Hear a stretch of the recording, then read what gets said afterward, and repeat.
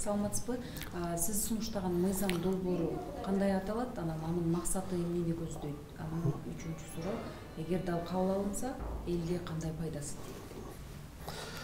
Ооба, мына мен мыйзам долбоорун демилгеледим беле, бул мамлекеттик пенсиялык социалдык камсыздандыруу жөнүндөгү мыйзам долбоорун өзгөртүүлөрдү буга чейин да 3 жыл мурда демилгелеп, биринчи этабы деп коеюнчу, кабыл алынды эле да. Ушул мамлекеттик пенсиялык социалдык камсыздандыруу жөнүндөгү мыйзамдын максаты өзгөртүүнүн бул биздин мына пенсияны чегерүүнү жөнөкөйлөтүү боюнча болчу да. Абдан көп мына жеринде дагы жолугушуулар болгондо, эл менен жолукканда дагы көп өздөрүнүн ойлорун, сын пикирин, көйгөйүн айтышчу. Мына ошондо пенсия чегерүүдө абдан кыйынчылыкка дуушар болуп атабыз. Документтерди эле чогултушубуз керек депчи. Баары жакшы билебиз, 1996 жылдын 1-январынан бери персонификацияланган эсеп кийрилген да. Бардык маалыматтар бар. Канча акча чогултту, канча түштү. Ал эми 1996 жылга чейинки убактагылардыкы. Мисалы үчүн азыр быйылкылар 1958 жыл туулгандар пенсияга чыгышат да. Алардыкы 96 жылга чейин 19 жыл иштөө убагы болуп атат да, мисалы үчүнчү. Мындан 3 жыл мурда 22 жыл иштөө убагы бар болчу. Ошол иштеген мезгилдеги эмгек китепчесинде көрсөтүлгөн кайчы иштерди келип туруп тастыктап бериш керек эле да. Тастыктап берип, ошонун справкаларды чогултуп, эмгек китепчесинде турса да тастап берүүнү аябай кыйынчылык болчу. Кээ бир райондордо бар, айылдардан 100 км райондук борбордон алыс жайгашкан айылдар бар. Мына ошолордон келип кетип, соцфондко 1 айлап эмес, 5-6 айлап келип кеткен убактар болгон да. Келип башка мамлекеттик органдардан справкалар чогултуп, соцзащита, архивке барып, ГРСтен барып, жакшы эгерде бир райондун аймагында жашаса. Булар башка райондо жашагандар бар, иштеген убактар болушу мүмкүн. Бирөө Союз убагында болсо, башка мамлекетте иштегендер да болушу мүмкүн. Анан ал жактарга да жана запрос жөнөтүп, суроолор жөнөтүп, кайра алып келгенче кээ бирлер 1 жылда, 1,5 жылдап да пенсияга чыга албай жүргөндөр болгон да, мезгилдеричи. Ал ошол биринчи этабында ушул чегерүүнү жөнөкөйлөтүп, 5 гана жылдыкын тастыктап берсе, эң бийик айлык алган деп кабыл алып депутаттар колдоп берген, ал мыйзам күчүнө кирген болчу. Ал эми быйылкы демилгелген мыйзамына жакында эле кабыл алынды, 1 жума мурда. Ошол 2-3 окууда кабыл алынды, сентябрь айында 1 окууда кабыл алынган болчу. Мунун максаты болсо 1996 жылга чейинки пенсиянын чегерилишин, ага чейинки стажды эсептегенде эмгек китепчесиндеги көрсөтүлгөн кайчы иштеген тастыктаган справканын кереги жок. Ага чейинкини бир коэффициент менен эсептеп туруп, анан мындай автоматикалык түрдө эле эсептеп чыгарып койсо болот да пенсионерди. Эчтекен тастыктын да кереги жок болгон норманы сунуш кылдым эле.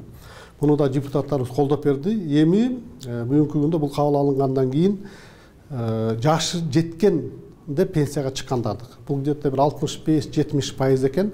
Ал эми ошол эле мезгилде ошол жеңилдетилген пенсияга чыккандардыкы, майыптыгы боюнча пенсия алгандардыкы, досрочный пенсияга чыккандардыкы, же болбосо потеря кормильца дейт, багажын кишин жоготкон кишилердикин алардыкы өзүнүн белгилеген тартиби менен тастыктап бериш керек документтеринчи.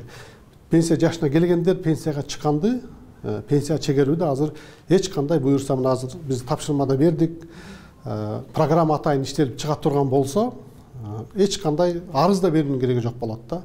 Анын учету болот, ар бир кишинин биздики пенсия жашына келип, аялдар 58 жаштан, эркектер 63 жаштан пенсия жашына келгенден кийин керек болсо туулган күнүнө телефондон SMS-те жөнөтүп койсо болот да. Урматтуу Алы, сиз бүгүн 63-ка чыктыңыз, туулган менен куттуктайбыз, сизге пенсия чегерилди, соцфондко келип пенсиялык китепчеңизди алып кетиңиз дегенге жеткизишибиз керек да, идеалындачы. Мына азыр 3 окууда колдонду, буюрса могу жумада өзүнүн белгилеген тартиби бар, мамлекет башчыбыздын кароосуна жөнөтүлсө, мен ойлойм, абдан ишенем, ушул биздин президентибиз да бул пенсионерлерге тиешеси болгон көпчүлүк социалдык мындай долбоор болгондон кийин колдоп берет деп, кол коюп бере турган болсо, күчүнө кирери менен бул мыйзам иштей баштайт да.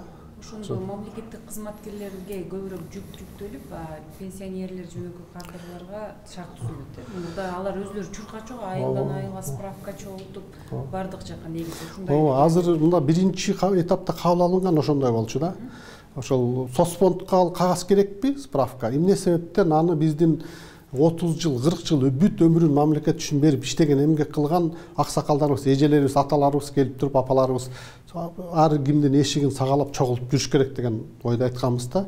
Соцфондко керек болсо соцфонд өзү белгилеген тартиби бар, өзү запрос жөнөтүп, өзү чогултуп алсын деген сунушту берип, биринчи этабында кабыл алынган 3 жыл мурдачы.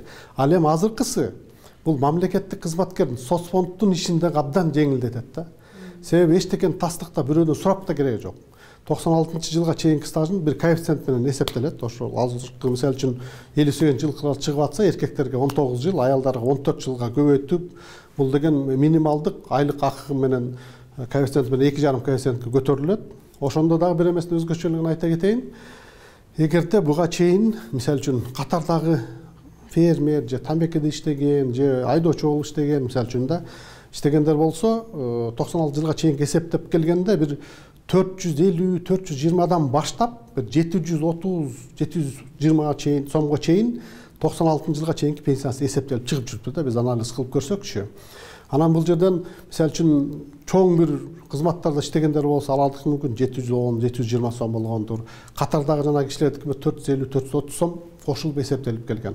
Биз азыр ошонун баарын мындайча айтканда теңелип, көпчүлүк калың катмак. Жөнөкөй элге дагы мунун көбүрөөк кошулат да, 96 жылга чейинки пенсиясычы. Минималдык айлык акы байлагандай, мисалы үчүн ал жыл сайын бюджетти кабыл алганда минималдык айлык акы бекитилет.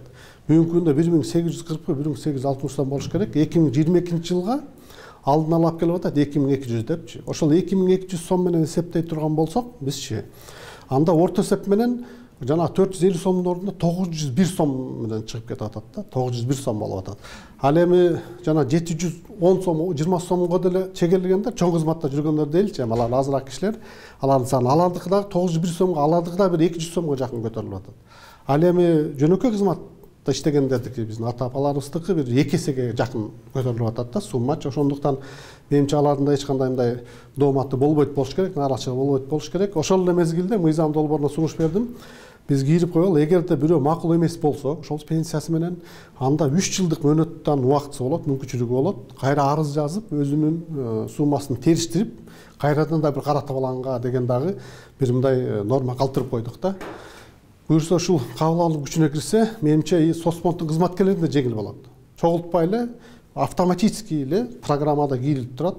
Келгендер пенсиясы чыгат дагы, мурдага окшоп 6 айлап, 3 айлап эмес, керек болсо 3 күндө пенсиясын оформить этип берип койсо болот да. Баары тең цифровизациянын бир чоң кадамы ушул. Азыр 21 кылым дейт, технологиялар кылымы дейт. Буга өтүп туруп, эң негизгиси ошо биздин пенсия жашына келип пенсияга чыгып аткан аталар, апаларыбыз жыл сайын бир 40 миңдин тегерегинде экен, 40-45 миң. Ошол кишилердин бир 30 миңине, 35 миңине аябай ыңгайлуу шарт түзүлөт да. Эч башты ортуп жүгүрүп кереги жок. Буюрса, керек болсо ошол жана телефондо SMS келгенге жетишибиз керек да. Сиздин туулган күнүңүз менен куттуктайбыз. Сиз пенсиялык китепчеңизди алып кетиңиз дегенгечи. Максат ушул негизги мыйзам.